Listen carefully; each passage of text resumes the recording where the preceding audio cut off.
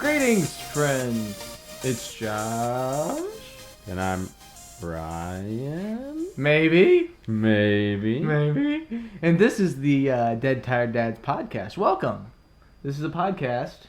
For gamers who don't have time to game. And so we've had a couple of very special episodes with our guest Barry from Premium Edition Games, which was awesome. That's right. That was a lot of fun. It was a lot of fun. So now we're going to get back to a little bit more of our traditional format here, I think. So, Ryan, as you know, I have a almost 17-month-old son. Yes.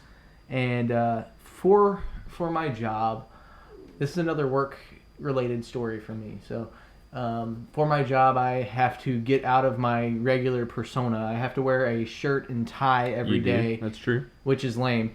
But I'm grateful for my job and the money. Please don't fire me. Well, you didn't mention their name, so... Right. It's true. Anyway, so I have to wear a tie every single day. Not every single day. Fridays we get the day off from ties. But anyway, not the point. I have to wear ties. So I have ties that I would not have otherwise, probably. More ties than I want to admit I have. So my ties hang in my closet, where, they should, behind, in the dark, basically. Recently, my son has decided that he really, really likes ties. Of course. Really likes He's a man of impeccable style. So. He is. So, really, it's anything that can go around his neck. Yeah. He'll just take whatever he can grab, and he just grabs it and wraps it around his neck. Of course. And he sees me do that every morning with my ties when I'm getting ready to go, I assume, and he knows, oh, that goes around my neck like that. And so he's gotten to the point where he's very mobile and very much into everything that he can possibly get his hands on, as most toddlers are. True. Or as many toddlers are. I don't know if it's most or not, but I would assume it's most. I've only had experience with two, and they've been very different. But anyway, so he has gotten to the point where he will walk into my closet and just grab ties, just pull them off of the hangers and just drag them out and just put them wherever. And so I can't find a lot of my ties at this point. I don't know where they are. So this morning, I have one of the things for me, I am not a very stylish person. I don't do well with figuring out oh, this goes well with that, and these things go together like this, and this is how this should go, and work and look, and things like that. So I have had a tendency, whenever possible, to get the shirt boxes that come with the shirt-tie combo. Yep. So the shirt I wore today was one from one of those boxes, and it has a very specific tie. You do that so that the designer will tell you what is to go together. So the shirt that I needed to wear today, I quote unquote needed to wear today. I don't guess I needed to, but the shirt I had picked out today to wear, the tie was not hanging in my closet where it needed to be because my son had grabbed it and drug it out of the closet. And fortunately, I turned around and it was next to our bed, but it's just one of those things where it's you have to stop getting into my ties, you destructive child, you. So, I love my son. Hey, Josh, you know what I wear to work? What do you wear to work? Basketball shorts and a t-shirt. Shut up, Brian. Unless I am traveling, which I do occasionally, but 85% of the time, 85% of the time. Working from home, basketball shorts and a t-shirt. Yeah, that sounds nice. It is nice. Can't we all do that? No, we can't. No, we cannot. No, we can't. We tried that for a couple years. And no one wants to do that. No one wants to do that anymore. Again. So I think everyone's done with the, hey, don't leave your house thing. So. Yep. Yeah. Anyway, so, yeah, my son is a tie thief. Well, there you go. We've talked about thieving before. We have. So, children like to steal things. They do like to steal things. So, anyway, Ryan, what's going on? Well, Josh, I just handed you back something. You did. So we're diving into reviews now. So be prepared, people. We are. You gave me back a game. I gave you back a game. You know, a couple weeks ago, you gave me a hard time because I had now been the one to not finish games. It's true. I finished Metroid Dread. Yay! You finished Metroid. So this is a twofer. Like we get the perspective. So I reviewed Metroid Dread. Yep. Back in October. Yep. I think it was our Halloween episode actually. I think you're right about that. And so you've gotten my perspective, and now since Ryan has played Metroid Dread, you're going to get Ryan's perspective on Metroid Dread, which is awesome. You are, but you just reminded me of something. I totally spaced this until you said Halloween episode. The other day, okay, I had to travel for a work seminar. Okay, so backing up. We're backing up. We're not doing reviews right now. Pause that. I was up in Indianapolis for a work seminar. That's where my parents live. That's where my in-laws live. So I had to help my father-in-law move some furniture, and afterwards we stopped at the gas station for a soda.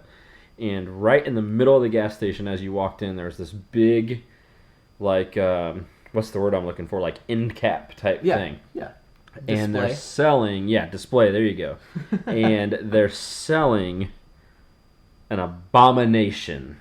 Josh, an absolute abomination. So wait, no, hang on. We've talked multiple times on this show about how pretty much anything that is edible, like you're fine with. So I didn't even try it, so I'm just gonna throw it out there that I'm judging before I even tried it. So an abomination. Okay, so it's what reminded me of this is you said Halloween. It reminded me of the orange is a registered trademark and Reese's and how I like all things Reese's. They were selling a Reese's cup that was like twice the size of a normal one with potato chips crushed up and put in the peanut butter. That sounds absolutely awful. Potato chips! What? Is that a thing? Why? Why would you ruin Reese cup like that? Like, I don't know what this is or why someone would do... I told you it's an abomination. It's an abomination. Now, here's the thing with you keep saying the word abomination, but like here's the thing, like I'm pretty particular about the things that I eat. I am not like you. Like there are particular things that I will and will not touch. Like I've mentioned before, like if orange juice doesn't have pulp in it, You're not touching it. It doesn't taste right. So like there's something about what you're describing right now though that's got me going. Like, at some point, someone had to have this idea that this would be good, right? So, so someone has to have had this and been like, yeah, this is great. And it's not like those two things are bad in and of themselves. So, like, I feel like I need to try this. I mean, for research purposes, one of us at least is going to have to try it. But that, like, I can't imagine, like, why someone would do, like, that's awful. Someone sat in, like, one of those executive meeting rooms in a suit and tie, and they're like, you know what would take Reese Cup to the next level? If we crushed up and put potatoes in it. And then a table of like 12 to 15 people were like, that's a great idea, let's do it. Like, no, like this, I don't... No. Yeah, no. Like, I feel like I have to try it, but at the same time I'm going, why would anyone do... Like, this is a terrible idea. Like, someone had to have sat down and go, like, was no one there to go, no. You like, stop that. No, like, stop. This is a bad idea. Jeez. Yeah. So, Halloween reminded me of that. Which, by the way, I picked up a package, and hey, right there on the package, there it was. Orange is a registered trademark. So they still got that going for them.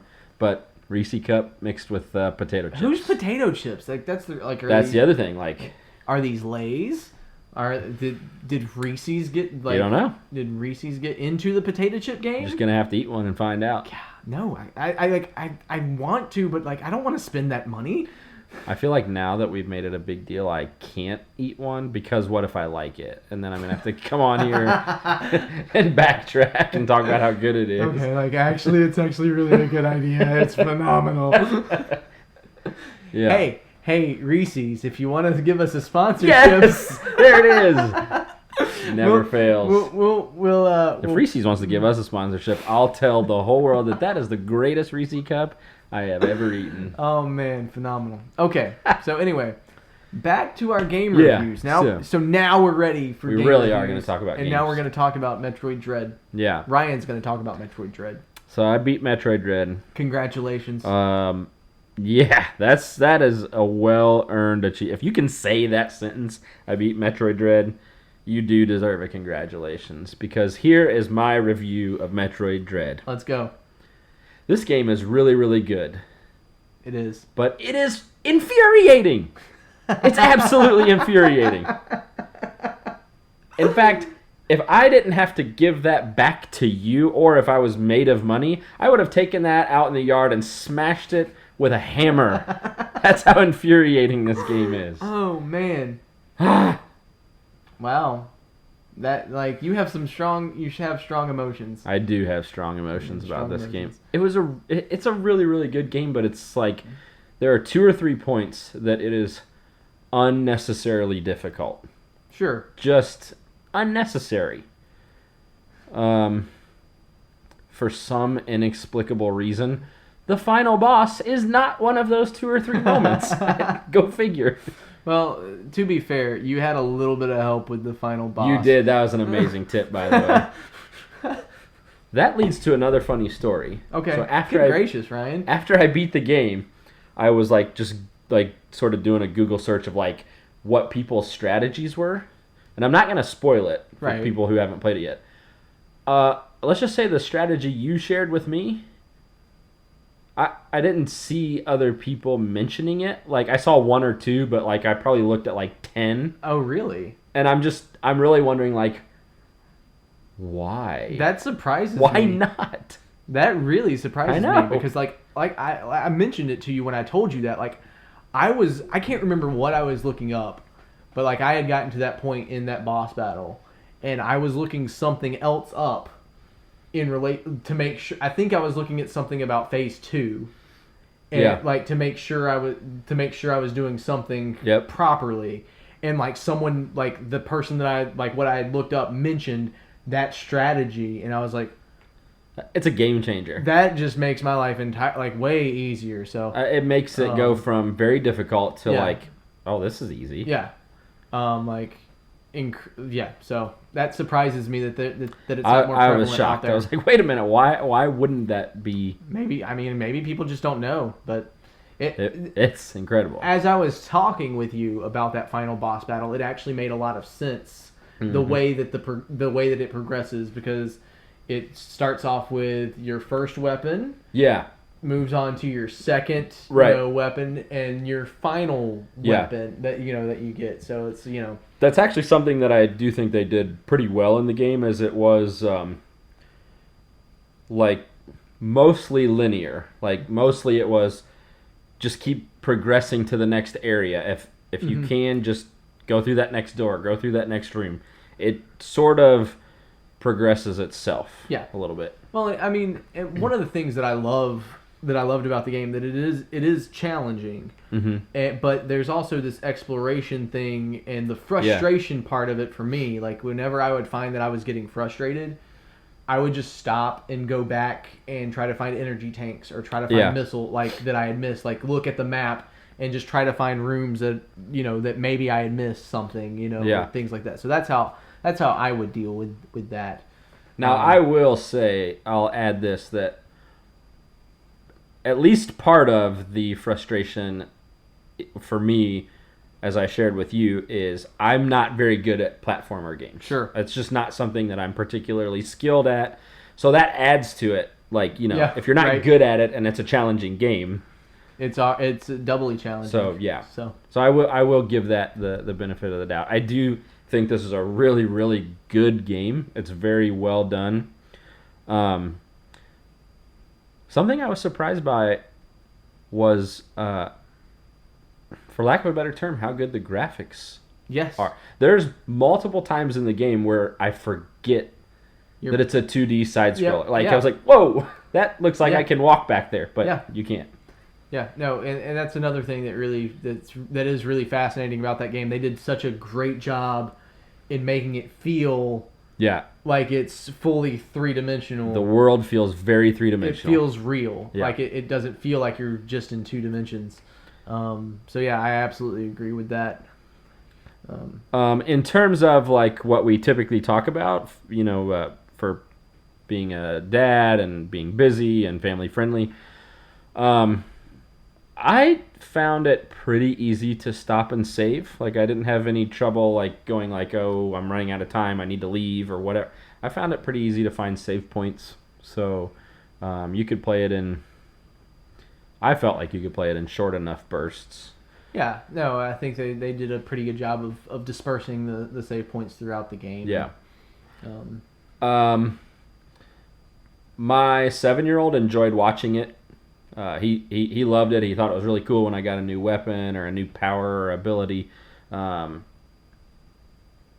He was never scared. He even watched the final boss fight, and he thought it was cool. And so, take that as however you will. But I didn't think there was anything gory or too violent that he shouldn't be seen. So what was so when you beat the game, it shows you your final time. Mm-hmm. What was your final time?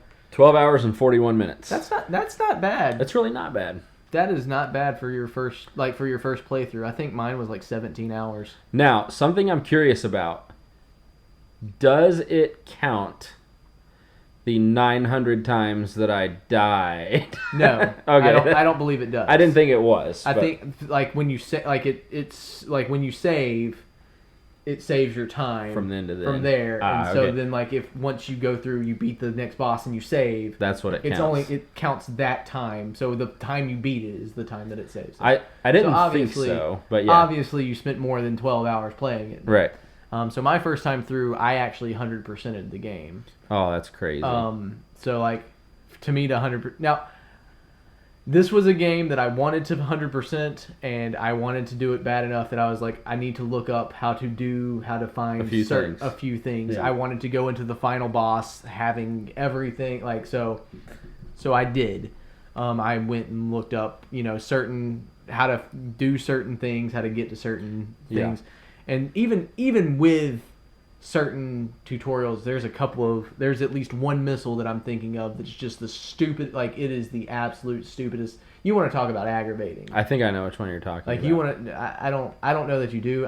My bet is that you didn't even find it. Like you didn't even find where it is my bet. But I could be wrong. But interesting. We'll now I'm curious. Yeah. I'll pop my Switch out before you leave, and I'll show you where it is. Hopefully, I can find it and get to it pretty quick. But anyway, but yeah. So I finished it in 17 hours. I think my first time, and then when I went back and played through it on hard mode, I did it much quicker. So that's something I'm curious about. I told you the other day, and I was very serious. That's never happening. I'm done with this game. I may at one point buy the game just to put in my collection because it is a really good game. But I'm done with this game. But something I'm curious about with the hard mode is, if you start hard mode, do you start with all of your powers and upgrades, or do you start over? No, you start over. Oh, no, never happening. Never happening. There was a sliver of a chance, but no. No, it's back to square one. Wow. Yeah, no, because you have to go back through the whole game and get it all. And get all of it. Yeah. Mm-mm. Yeah. It like I said when we were talking about it, it's much easier the second time through because you have an idea about. There's a lot less guessing about what the next step is that you need to do, and where stuff is, you feel like the first time through, you feel like you're like, I don't know where to go next. Like I don't know. What's, like I could see that. Yeah. But like with like after you've done it, you're like, okay, this is where and of course for me, like I did it almost consecutively. Like I beat it. And then I started hard mode, and so like I played the game for 17 hours, and I think I beat it in like 6 or 7. Yeah. So I did it in a Sunday afternoon, like watching football. Like I played through hard mode. Playing through it. Wow. So I mean, it's possible to do it pretty quickly. Yeah. But anyway, it is a really good game. I think it fits the criteria for what we talk about. There was 2 or 3 times where I texted you and I was like, I'm just rage quitting this game. It can be a frustrating game. And one of the things that took me a long time to kind of get used to was the aiming mechanism. Yeah. Like just getting used to making that work. But once you get used to it. once you get used to it makes sense and it works. So awesome. Yeah. So there you go, Metroid Dread. So that's Metroid Dread, Ryan's take. Yep. Frustrating but great. So much. So yeah, awesome. I am going to go in a completely. So that's a more recent game that we've covered. Yep. I'm going to go in a completely different direction. All right, here we go. Also, this might be the first time in forever that I think that we haven't done a Game Pass game. Oh, no Game Pass. No Game Pass game this week. So wow. However, I did play a game on the Nintendo Switch Virtual Console. So this is an older game for the Sega Genesis. I played Sonic the Hedgehog Spinball. I knew you would play that eventually. So I've never I think I have this game. Like I have a physical cartridge of this game. I don't know for fact, but I probably do. But I've never actually played it very much. And I just wanted something to play. And so I sat down and I beat Sonic the Hedgehog Spinball in an afternoon. Wow. There you go. So, caveat, I cheated horribly. Hey, well, at least you're honest about it. So, Sonic the Hedgehog Sonic Spinball is basically Sonic the Hedgehog, but instead of, your traditional linear level, it's a pinball machine. Yes! Which is actually a lot, it's pretty cool. It's a lot of fun. Yeah. But it's also it's a very, very challenging, frustrating. You want to talk about rage quitting? I could see this game being a game that people bought, brand new, got it home, played it for 15 minutes, and then never touched again. Put it away. They were so mad at that purchase. It's just this is really difficult. Fortunately, in the Nintendo Switch Virtual Console, they have this option. Oh, you cheater! I told you I cheated. Cheater. I told you I cheated horribly. Yes. Where basically you can rewind the game. Yeah. Which makes all of those old games that were impossibly hard. Yeah, just back it up a little bit. Do it again. Incredibly easy. So yeah. So I just basically every single time I died, I was just rewind that, go back to the point where I wasn't going to die. And it was it's still a challenging game even doing that. I was still frustrated with the game, but the reason I was doing it was because here's the thing, I wanted to play pinball. I wanted to just play the game. I just wanted to play the game, and it wasn't I was I'm going to get the high score. I wasn't interested. I just wanted to play through a game. Right. And to play the game. And so so in doing that, me replaying the same level over and over again was going to be stupid and annoying to me. Yeah. But I wanted to play, this seemed like fun, and I didn't want to get frustrated with it. Right. To the point where I was just I'm not going to play this at all. Yeah. So keeping that in mind, with this review, that if you cheat horribly, this game is actually a lot of fun. It's a lot of fun, and it's actually a really cool. It's a very cool concept, but it, also like I said, very very challenging. So basically, I think there's only 5 levels. Okay. That you start off in one area. And you have to do certain, in most pinball machines, you get bonuses for doing certain things. Well, in this, those certain things that you do unlock other areas that you then have to get into, and you have to collect Chaos Emeralds as you go through. And as you collect the Chaos Emeralds, you unlock the final area where Robotnik is, and then you have to beat Robotnik in the area, and then you move to the next level. Gotcha.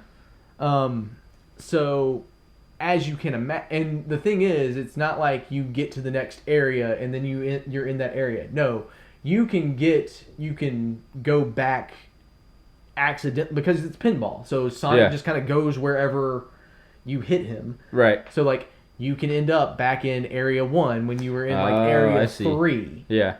And so I can definitely see how people would get extremely frustrated with this game. Because imagine if you make it through level 1, and then you get to the next area in level 2, like the second stage in level 2, but then you end up back in the first stage, and then like you've died a bunch of times, and then you die, and it's game over. Oh yeah, forget that. And then you have to go back to level 1. Yeah, no. Like, that would be incredibly aggravating. Like, you collected 3 Chaos Emeralds, you collected 2 of the 3 in the next level, and then you die. Like, then it's game over. Yeah, no. And you have to restart from the beginning. Like, this is like, that would just be like heartbreaking and aggravating to the point where, for me, like I said, I couldn't play this game without cheating. Yeah. Horribly, mind you. But it was a lot of fun to, like, in that context. Yeah. It's a lot of fun, you know. Sure. It's a good pinball game, so, you know, obviously it's Sonic the Hedgehog on a, you know, virtual Genesis console, so it's not like there's anything, you know, it's going to be inherently bad, you know. My daughter watched a little bit of it while I was playing it. She loves Sonic, so that's good. And there you go. That worked out, and so no problem with kids watching at all. And like I said, I beat it in an afternoon, so even better. You can add it to your cheating horribly, but you know, beat it in an afternoon. You know, it's interesting. Like I joked and gave you a hard time, but I actually really really like that mechanic that they added, because part of the purpose is these are old games, retro games from 20, 30 years ago. And the reason they introduced that mechanic of being able to rewind is so that people would just be able to otherwise, like you said, you're going to play this for 15 minutes and never play it again. Yep. So that's the whole reason why they did it, so that people could actually play and enjoy these games. Yeah. So, well, and I think, you know, the lack of a save feature. Right. You know, in the original games, which understand, like, the technology wasn't there. Like, I get it. But like the fact that you could play that game for an hour and get really far in it, but not be able to save and lose everything. Yep. You know, like I can't imagine. Like I'm curious to know, like, how many people like actually beat that game. Yeah. Like, who played it and were like, yeah, I played through the whole thing. It was great. Because the thing is, like, you have so little control. Yep. Over so much that, like, there are points where, like, there are little platforms that Sonic can land on and can walk on, and can move on, which that's another thing. Like, some of those areas were like super glitchy. Like, they were not very, like, the gameplay was not very smooth. Like, it was very, and I don't know if that's an issue with the virtual console, like if it's a thing from the streaming, or if it's an issue with the actual game. Right. But yeah, overall, I think that it's fun, given that mechanic that you can rewind. Yeah. I would not recommend this game if you couldn't do that. If you can't do that, like I just can't imagine there are, you know, but a handful of people who actually, you know, took the time to beat this game. Because, like I said, you have so little control over a pinball. Yeah. Like, you just can't. What are you gonna do? Like, right. You know, it go, like, you know, there's I'm not saying there's no skill involved in pinball, and there certainly is, but, like, you can't always, you know, control all of it, and that can just be super aggravating, where you could literally spend hours on the first level. Yeah. And not get through it. Like, even if you never died, like, yeah, wow, you could spend, you know, a long time trying to figure out, like, where to go and how to do things. Mm-hmm. So yeah. Another thing that they added with the rewind is you can also create a suspend point, right? Which is just all that is it just lets you save anytime, anywhere. Yep. Which since we're admitting. I'll admit that I cheated, if you will, on Paper Mario. Mm-hmm. I did that. I created suspend points all the time. Because it's like, again, it's that thing. I'm not going to run backwards for 10 minutes just to save the game. I'm going to bed now, so I'm saving right here, and that's the end of it. Right. So. Well, and that's one of the benefits of having the virtual console, is that you can save whenever. Yeah. Whenever you want to. So I think that's awesome. So. Anyway, that's my take on Sonic Spinball. There you go. And we dropped some big names this week. We did. Metroid, Sonic. And Sonic. Dang. Wow, look at us. So, we're moving up in the world. Big time gamers. I don't know. Well, I think that's going to wrap us up on this episode of the Dead Tired Dads podcast. You can like, follow, subscribe, and do all of the things. Do all the things. All of the things, please. And we would love to hear if you have comments or suggestions for games or anything that you want to hear us talk about. Please let us know. We are available. You can send us a message, or most of you, can find us pretty easily. I think. True. Some easier than others. True. So, thanks for listening. We really appreciate it. Bye. That'll do it. Bye.